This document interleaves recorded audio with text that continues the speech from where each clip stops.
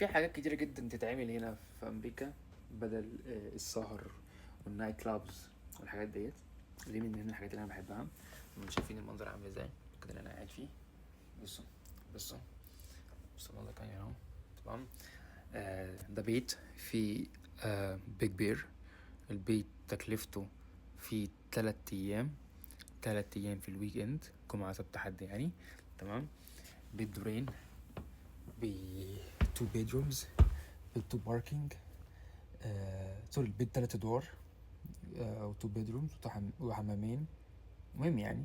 والصالة زي ما انتم شايفين ما شاء الله، في دور فوق اهو وفي دور تحت. تمام.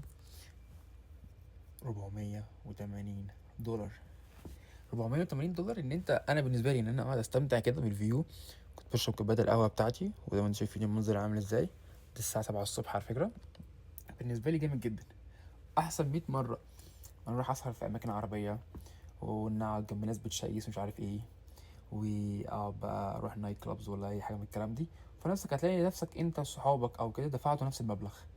طب انا ادفع نفس المبلغ واعمل الحاجات ديت واللي اصلا موجود عادي في مصر، تلاقي قاعد في القهاوي والكلام ده، ولا انا جاي امريكا اعمل حاجه تانية وانبسط واعيش واروح اماكن زي كده؟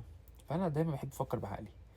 طبعا I'm not judging someone، كل واحد هو حر في حياته، بس انا بقول يعني ان دي الحاجات اللي انا بحب اعملها هنا في امريكا. بما ان انا بيجي لي اسئله كتير بتعمل ايه في اجازاتك في اجازاتك، فانا الاجازات دي بعمل حاجات زي كده. متنساش تعمل فولو على التيك توك وتعمل فولو برضه على الانستجرام وتبعت اي سؤال انت عايزه.